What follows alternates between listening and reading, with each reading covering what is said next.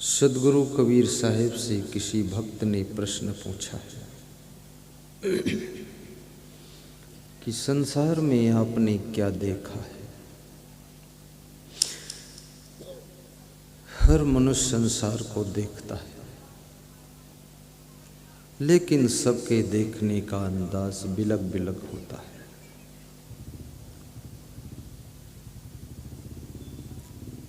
किसने क्या देखा है, इस दुनिया में किसने क्या सुना है, किसने क्या किया है, किसने क्या सोचा है, बड़ा चिंतनशील विषय है। सदगुरु कबीर साहब जैसे महान पुरुष से ये प्रश्न पूछा गया कि आपने संसार में क्या देखा है।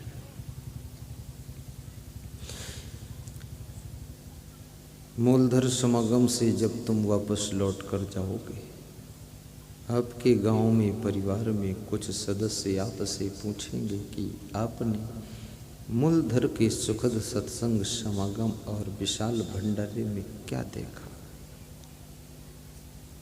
क्या क्या देख कर आए हो, क्या क्या सुन कर आए हो। तुमने जो भी देखा है, ये 10,000 15,000 श्रोता ये 15,000 तरीके से देख रहे हैं।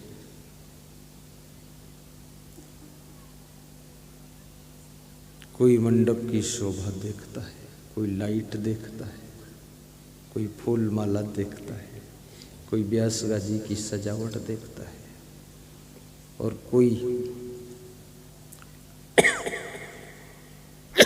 भोजन भंडारे की बूंदी और गाठिया देखता है, और कोई लाल पगड़ी वाले स्वामी नारायण संतों को देखता है।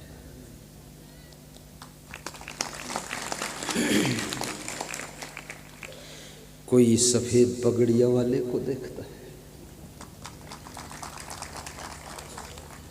कोई बिना पगड़ी वाले को देखता है, कोई तो ऐसा भी है जो साधु सो रहा है उसी को देखता है।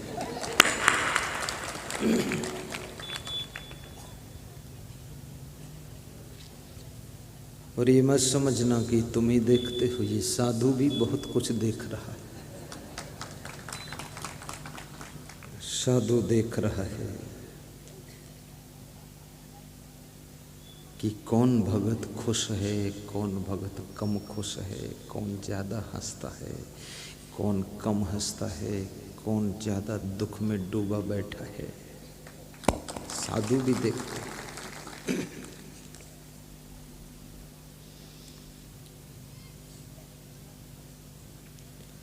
नजर से नजर ने मुलाकात कर ली।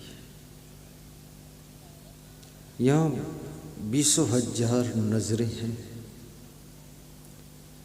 हर व्यक्ति हमसे बात नहीं कर सकता है, लेकिन नजर से नजर ने मुलाकात कर ली और रहे दोनों खामोश, मगर बात कर ली, मगर बात कर ली।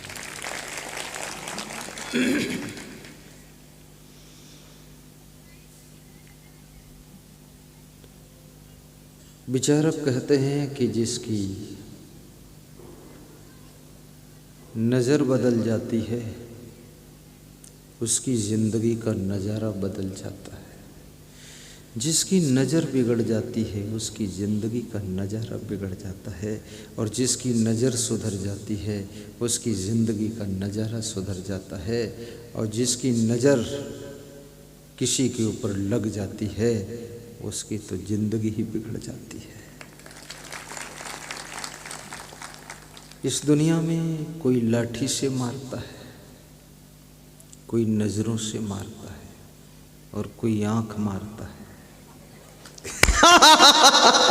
ये बहुत खतरनाक। लाठी का मारा बच सकता है, बंदूक से मारा बच सकता है, तलवार से मारा बच सकता है, पर ये नजरों का मारा ये आँखों का मारा घायल हो सकता है। लोग कहते ना उन्होंने आँख मारी है। आँख कोई ऐसे नहीं मारी जाती जैसे थप्पड़ मारा जाता है। और आँख मारने की कला सीखनी है तो कुछ नेताओं से सीखो, कभी कभी आँख मारते हैं।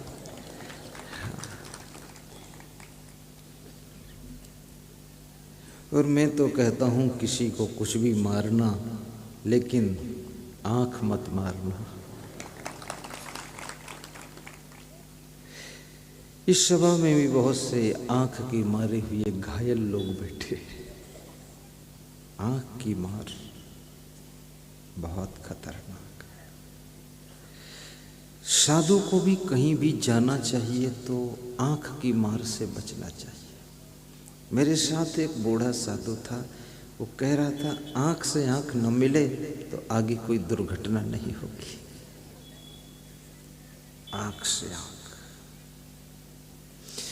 इसलिए संतों ने रूल बनाया है कि नारी निरख न देखिए निरख न कीजिए गौर, और निरखत ही ते विष चढ़े मन आवे कुछ और। नारी को दर्शन दीजिए, आशीर्वाद दीजिए। नारी में नारायणी छिपी है, नारी शक्ति स्वरूपा है, नारी लक्ष्मी और रंभा का रूप है, लेकिन उसको निरख कर मत देखो, घूर कर मत देखो, क्योंकि वही तुम्हारी माँ के रूप में भी है और वही रंभा के रूप में। यदि घूर कर देखोगे तो खुद ही घूरा बन जाओगे, फिर कचड़े का ढेर हो जाओगे।